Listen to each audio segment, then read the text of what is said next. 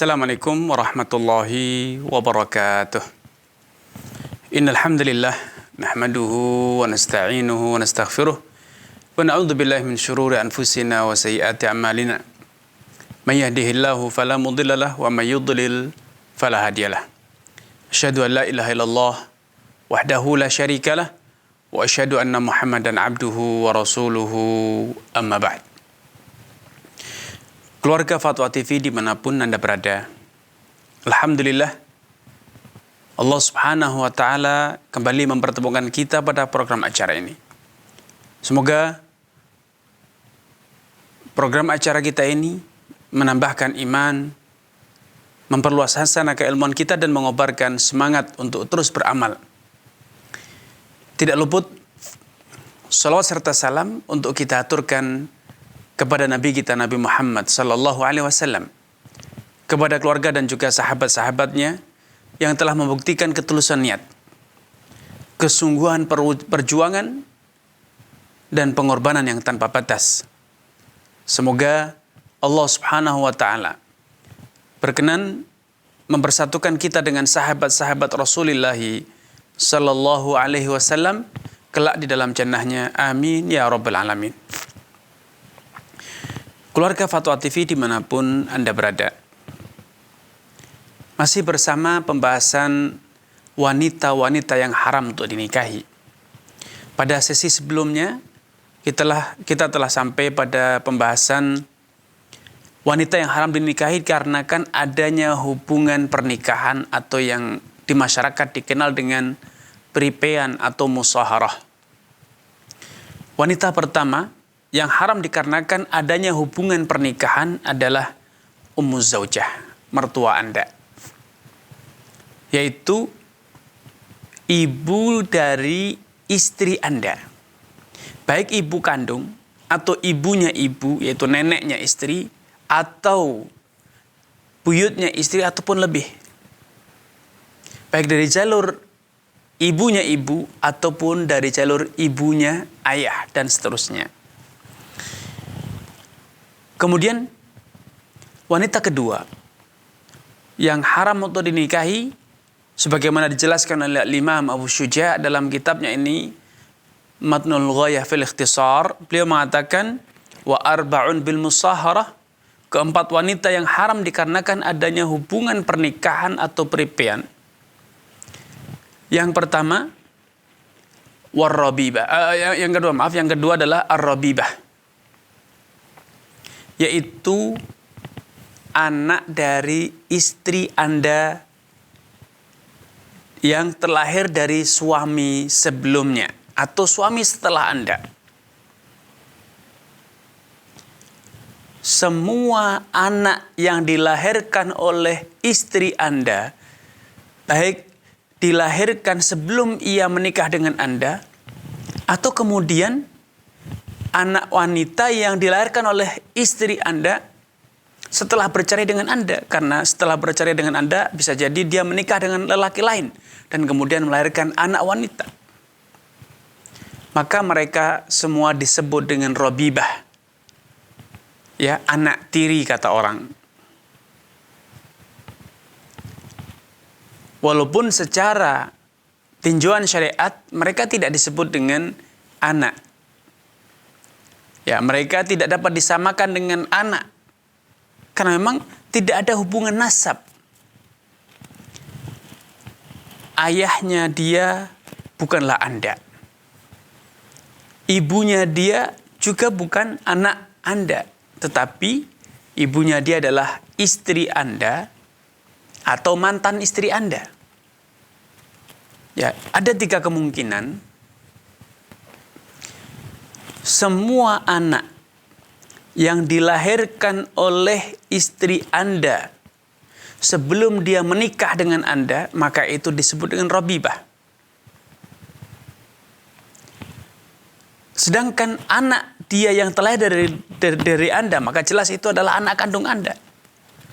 Kemungkinan ketiga adalah anak yang dilahirkan oleh mantan istri Anda setelah bercerai dengan Anda. Bisa jadi Anda bercerai dengan istri Anda. kemudian setelah masa iddahnya berlalu, mantan istri Anda tersebut kemudian menikah dengan lelaki lain dan ternyata melahirkan seorang anak wanita, maka anak wanita yang dilahirkan oleh mantan istri Anda tersebut dari suami yang lain tentunya itu haram untuk Anda nikahi, karena Allah Subhanahu wa taala telah menyatakan warabaibukumul lati fi hujurikum, dan semua anak-anak istri Anda yang biasanya mereka itu hidup bersama Anda haram untuk Anda nikahi. Kenapa demikian? Karena Anda telah menikah dengan ibu mereka, sehingga tidak halal bagi Anda untuk menggauli ibunya dan anaknya sekaligus. Baik itu secara bersamaan, Anda menikahi dua-duanya, atau Anda menikahi ibunya, kemudian setelah itu Anda ceraikan ibunya dan kemudian menikah dengan anaknya, itu semuanya jika tidak halal. Warabaibukumul lati fi hujurikum min nisaikumul lati dakhaltum bihin. Namun catatannya, keharaman anak dari istri Anda itu dimulai sejak Anda menikahi ibu mereka dan kemudian Anda betul-betul telah menggauli ibu mereka. Adapun bila Anda menikahi seorang wanita, kemudian sebelum sempat Anda menggaulinya, Anda menceraikan, maka dalam kondisi semacam ini, maka Anda masih boleh menikahi anak dari mantan istri Anda. Karena dalam ayatnya Allah dengan tegas menyatakan warabaibukumul lati fi hujurikum min nisaikumul lati dakhaltum bihin. Ya. Jadi dari wanita-wanita yang telah kalian gauli, maka haram atas kalian untuk menikahi anak mereka, baik anak yang terlahir sebelum Anda menikah dengan wanita tersebut, ataupun anak yang dilahirkan oleh wanita itu setelah bercerai dengan Anda dan tentu dia menikah dengan lelaki lain. Ya. Itu disebut dengan rabibah. Wanita yang ketiga, ya, makanya di sini Al-Imam Abu Syuja mengatakan warabibah idza dakhala bil ya, anak istri Anda bila Anda telah menggauli istri Anda tersebut. Ya, telah menggauli ibu mereka. Yang ketiga, wa zaujatul ab. Haram atas Anda untuk menikahi semua wanita yang pernah dinikahi oleh orang tua Anda. Baik orang tua kandung Anda, yaitu ayah Anda sendiri, ataupun ayahnya ayah, ataupun ayahnya ibu, atau ayahnya ibu, atau ayahnya ayah, atau itu kakek, buyut, dan seterusnya. Siapapun wanita yang pernah dinikahi oleh ayah Anda, baik sempat digauli atau belum sempat digauli, kemudian memiliki anak keturunan ataupun tidak memiliki anak keturunan, ayah kandung langsung ataupun kakek ataupun buyut, maka semua wanita yang pernah dinikahi oleh orang tua Anda haram untuk Anda nikahi. Karena Allah Subhanahu wa taala dengan jelas mengatakan wala tankihu ma nakaha abaukum minan nisa. Janganlah kalian sekali-kali menikahi wanita-wanita yang pernah dinikahi oleh ayah-ayah kalian. Nah, kata-kata wala tankihu ma nakaha abaukum. Janganlah kalian menikahi wanita-wanita yang pernah dinikahi oleh ayah-ayah kalian. Menggunakan kata-kata aba, yang itu plural atau jamak dari kata ab, sehingga mencakup ayah kandung ataupun ayahnya ayah, atau ayahnya ibu, atau ayah-ayahnya ayah, atau ayah-ayahnya ibu. Semua itu bila mereka telah menikahi seorang wanita dan pernikahan itu telah sah dengan adanya ijab dan qabul, sempat bergaul atau tidak sempat digauli, maka wanita tersebut statusnya telah haram untuk Anda nikahi. Ya. Walaupun bisa jadi dia masih muda belia, bisa jadi umurnya lebih muda dari Anda, bisa jadi dia tidak memiliki anak keturunan, atau bisa jadi ayah Anda belum sempat menggaulinya. Apapun yang terjadi, selama ia pernah berstatus sebagai istri dari ayah Anda, maka tidak boleh Anda nikahi.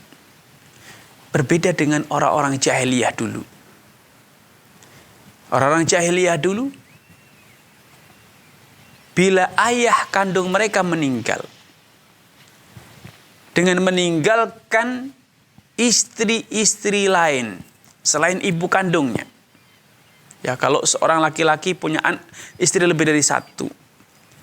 Istri pertama namanya misalnya Fatimah, istri kedua namanya Khadijah. Ketika si suami meninggal dunia, anaknya Fatimah boleh memiliki Khadijah. Ya, sehingga dulu tradisinya kalau ayahnya meninggal, anak keturunan si laki-laki ini berebut, ya, berlomba-lomba untuk menutupkan bajunya kepada istri-istri ayahnya. Siapapun yang terlebih dahulu menutupkan bajunya ke istri ayahnya, maka wanita itu akan menjadi miliknya. Subhanallah. Wanita diperlakukan bagikan harta. Na'udzubillah. Ini adalah sebuah penindasan diskriminasi terhadap kaum wanita yang luar biasa, dan Islam mengangkat derajat dan martabat wanita. Sehingga wanita yang telah dinikahi oleh ayah Anda, mereka harus Anda hormati seperti Anda menghormati ayah Anda. Seperti Anda menghormati mereka semasa ayah Anda hidup, atau semasa mereka masih berstatus sebagai istri ayah Anda. Hubungan mereka bisa jadi berakhir dengan perceraian. Tapi status tidak demikian. Status wanita tersebut bagi Anda, dia statusnya telah tetap, yaitu istri ayah Anda atau mantan istri ayah Anda. Sehingga secara logika, secara norma syariat, sangat nista bila air mani Anda harus bertemu dengan air mani ayah Anda dalam satu rahim seorang wanita. Subhanallah, ini bentuk dari kerakusan yang luar biasa. Kelancangan yang luar biasa. Ini bentuk dari durhaka kepada orang tua Anda sendiri. Karena Anda telah lancang memperlakukan diri Anda sejajar dengan ayah Anda. Sehingga Anda berani menikahi, menggauli wanita yang pernah digauli oleh ayah Anda sendiri. Na'udzubillah. Ini wanita ketiga yang haram dinikahi karena adanya hubungan pernikahan sebelumnya. Atau yang disebut dengan perbesanan atau peripaian atau yang serupa. Kemudian wanita keempat yang haram untuk Anda nikahi adalah wazaujatul ibni, istri dari anak kandung Anda. Ya, istri dari anak kandung Anda, baik itu anak kandung Anda langsung atau anaknya anak kandungnya itu cucu Anda. Bila Anda telah menikahkan anak Anda dengan seorang wanita, maka wanita tersebut yang telah sah berstatus sebagai istri anak Anda, atau dengan kata lain, dia telah menjadi menantu Anda. Maka wanita tersebut secara otomatis menjadi mahram bagi Anda, dan Anda tidak lagi boleh menikahinya. Baik wanita itu sempat digauli oleh anak Anda, atau belum sempat digauli, masih diceraikan oleh anak Anda, ataupun ditinggal mati oleh anak Anda, dia statusnya adalah mahram bagi Anda ila qiyamis sa'ah, hingga hari kiamat kelak. Alias dia haram untuk Anda nikahi untuk selama-lamanya. Kenapa? Karena Allah Subhanahu wa ta'ala menyebut wanita tersebut dengan firman-Nya, wa halailu abnaikumul ladzina min aslabikum. Dan wanita-wanita yang mereka itu halail, tempat menanggalkan sarung putramu, tempat menanggalkan sarung dari putra-putramu, mereka itu tidak halal untuk Anda nikahi. Kenapa? Sangat nista bila seorang ayah sampai hati menumpahkan air maninya di dalam rahim seorang wanita yang rahim tersebut pernah dijadikan sebagai tempat putranya menumpahkan air maninya. Ini suatu perbuatan yang sangat hina dina, nista sekali, mencerminkan akan moralitas yang sangat buruk, kerakusan, tamak, dan keserakahan yang luar biasa. Karena itu tentu kasih sayang seorang ayah kesetiaan seorang ayah kepada anak, rahmah yang ada dalam diri seorang ayah kepada anaknya, akan menjadikannya melebar. Bukan hanya pada anak yang telah dia lahirkan, tapi juga kepada kerabat keluarga anaknya, termasuk kepada istri dari anak kandungnya.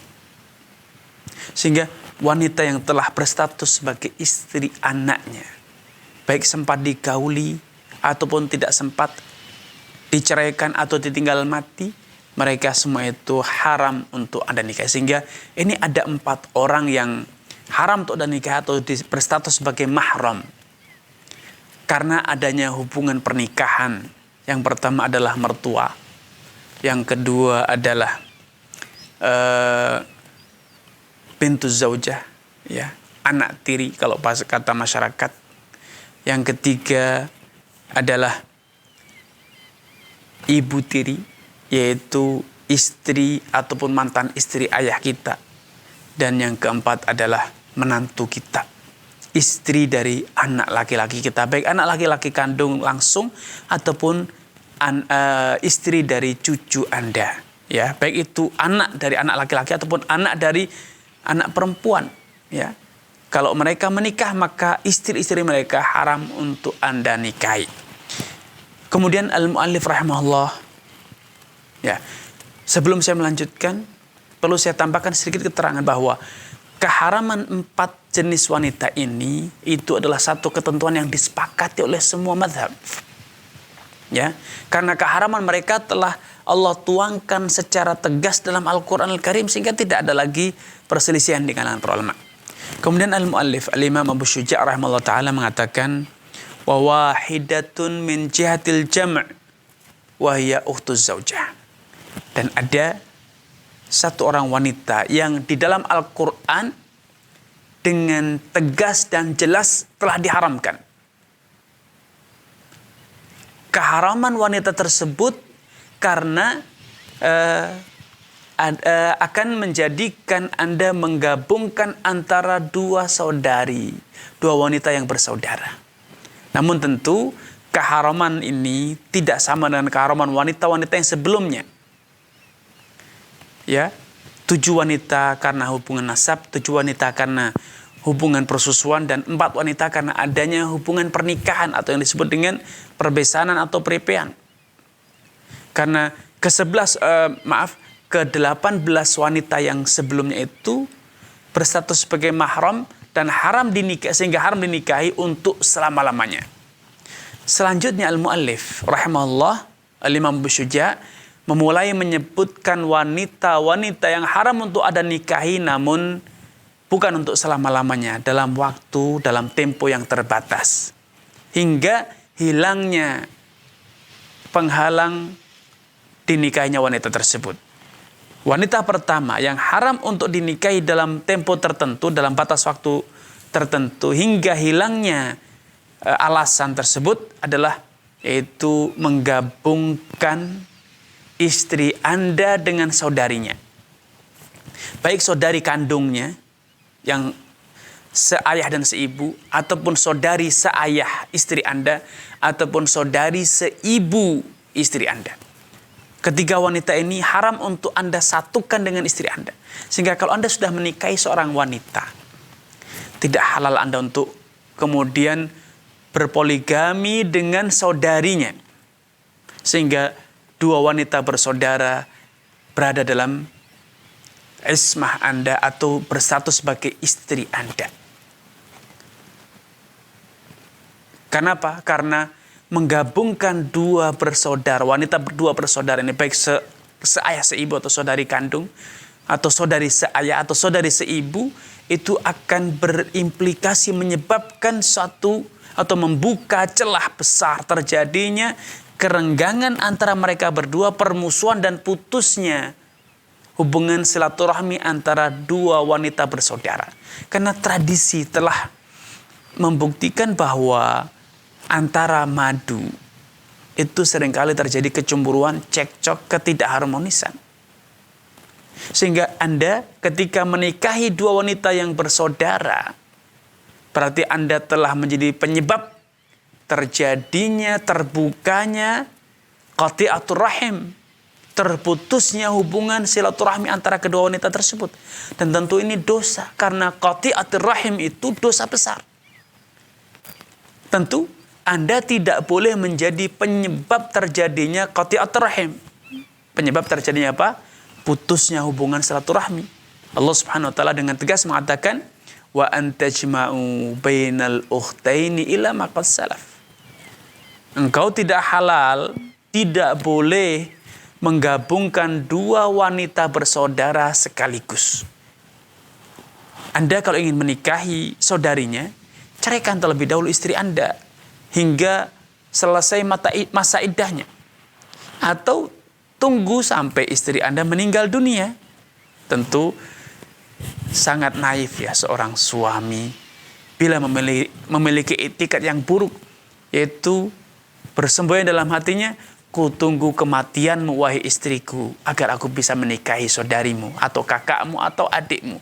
Sungguh hina sekali, sungguh buruk sekali niat yang ada di dalam jiwa lelaki tersebut. Ya, sehingga kalau Anda memang sudah menikah seorang wanita, hendaknya Anda qanaah. Hendaknya Anda bersyukur kepada Allah telah mendapatkan pasangan seorang wanita yang halal, yang bisa Anda jadikan sebagai partner hidup Anda untuk membentengi diri Anda, membentengi dirinya. Anda tolong menolong dengannya bahu-membahu, membentengi diri masing-masing dari perbuatan zina, bahu-membahu untuk menegakkan ketakwaan kepada Allah, membangun rumah tangga yang harmonis, mendidik anak generasi penerus menjadi orang-orang yang soleh dan salihah. Tidak sepatutnya kalau memang Anda ingin berpoligami, tidak sepatutnya Anda membuka celah terjadinya qati'atur rahim, terjadinya putus hubungan silaturahmi antara istri Anda dengan saudarinya. Bisa jadi istri Anda di saat harmonis berkata, oh enggak apa-apa, saya tidak mungkin cemburu dengan adik saya, dengan kakak saya misalnya. Atau Anda pun berkata, tidak mungkin, mereka orang-orang baik, saya berbuat adil, saya dan ini. Itu adalah bisikan setan. Siapakah istri Anda? Sesoleh Aisyah atau sesoleh Hafsahkah istri Anda? Hafsah dan Aisyah saja, wanita-wanita salihah yang Allah pilih, wanita pilihan mereka untuk menjadi istri Nabi, ternyata antara mereka terjadi kecemburuan sosial. Kadangkala mereka cekcok, ya, memperebutkan perhatian Nabi SAW. Ingin menjadi istri yang terbaik, menjadi istri yang paling disayangi. Itu natural. Itu sesuatu yang alami dan pasti terjadi. Qati'atur rahim, kalau memang Anda sampai nekat dan menikahi dua wanita yang bersaudara sekaligus dalam satu waktu sehingga mereka hidup berdampingan dengan Anda, maka sudah bisa dipastikan qati'atur rahim itu akan terjadi. Dan sebagaimana qati'atur rahim itu suatu memutus tali silaturahmi itu suatu dosa besar, maka biang terjadinya qati'atur rahim itu pun juga menanggung dosa. Kenapa? Karena Anda telah menjadi penyebab terjadinya perbuatan dosa besar tersebut. Allah Subhanahu wa taala dengan jelas menyatakan, wa antajma'u bainal ukhtaini illa ma qad salaf. Tidak boleh menggabungkan dua wanita yang bersaudara kecuali memang suatu kejadian yang telah lalu. Di zaman jahiliyah sudah terlanjur menikahi dua wanita sekaligus, dua saudari bersekaligus. Atau sebelum masuk Islam terlanjur menikahi dua orang yang bersaudara sekaligus. Maka dalam kondisi macam ini, Anda tidak berdosa dengan apa yang sudah telah terjadi sebelum Anda masuk Islam. Tetapi setelah Anda masuk Islam, maka kemungkaran ini tidak boleh dibiarkan. Anda harus menentukan sikap, Anda harus memilih satu dari keduanya. Sebagaimana yang terjadi pada salah seorang sahabat ketika dia masuk Islam, dia menikahi dalam kondisi memiliki istri dua orang bersaudara. Maka Nabi memerintahkan kepadanya untuk memilih satu dari keduanya. Sedangkan yang keduanya harus diceraikan. Tidak boleh dipertahankan. Ya. Baik, kemudian al-muallif rahimahullah ta'ala melanjutkan, wala yujma'u bainal mar'ati wa ammatiha wala bainal mar'ati wa khalatiha. Dan di antara wanita yang haram untuk digabungkan dalam satu pernikahan pula adalah menggabungkan antara wanita dengan bibinya. Baik bibi yang merupakan saudari ayah wanita atau saudari ayah istri Anda, ataupun saudari ibu dari istri Anda. Ya, menggabungkan wanita dengan bibinya ini haram. Apa alasannya? Sama dengan alasan diharamkannya menggabungkan dua wanita bersaudara. Yaitu tergabungnya mereka dalam satu pernikahan dengan seorang laki-laki itu akan memutuskan, menjadi penyebab terputusnya silaturahmi di antara mereka. Padahal itu tentu haram dan dosa besar. Rasulullah SAW bersabda, la yujma'u bainal mar'ati wa ammatiha wa la bainal mar'ati wa khalatiha. Innakum in fa'altum dzalika qata'tum arhamahun. Tidaklah boleh, tidaklah layak, dan juga tidak boleh dibiarkan seseorang itu menggabungkan seorang wanita dengan bibinya yang merupakan saudari ayah kandungnya, ataupun bibi yang merupakan saudari kandung dari ibunya. Karena bila kalian melakukan hal itu, menikahi wanita dan kemudian menikahi bibinya, atau menikahi seorang wanita dan kemudian menikahi keponakannya, apa yang akan terjadi? Kalian telah menjadi penyebab terputusnya hubungan silaturahmi di antara mereka. Ya, ini dua jenis wanita yang haram untuk dinikahi secara bersamaan. Ya, namun tentu seperti dia nyatakan sebelumnya, keharaman ini bersifat sementara. Dalam artian bila istri Anda meninggal dunia atau Anda telah menceraikan istri Anda kemudian boleh menikahi saudarinya, atau Anda juga boleh menikahi bibinya. Seperti yang terjadi pada sahabat Utsman bin Affan. Ketika beliau menikahi dua putri Nabi, tapi tidak sekaligus. Dia menikahi putri yang pertama ketika meninggal dunia, kemudian beliau menikahi putri Nabi yang kedua, ya. Tapi itu tidak terjadi dalam satu waktu, bergiliran. Istri pertama meninggal, kemudian menikah lagi dengan putri yang kedua, putri Nabi SAW yang kedua. Ini yang bisa kami sampaikan pada kesempatan yang berbahagia ini. Kurang dan lebihnya mohon maaf. Billahi taufiq wal hidayah. Wassalamualaikum warahmatullahi wabarakatuh.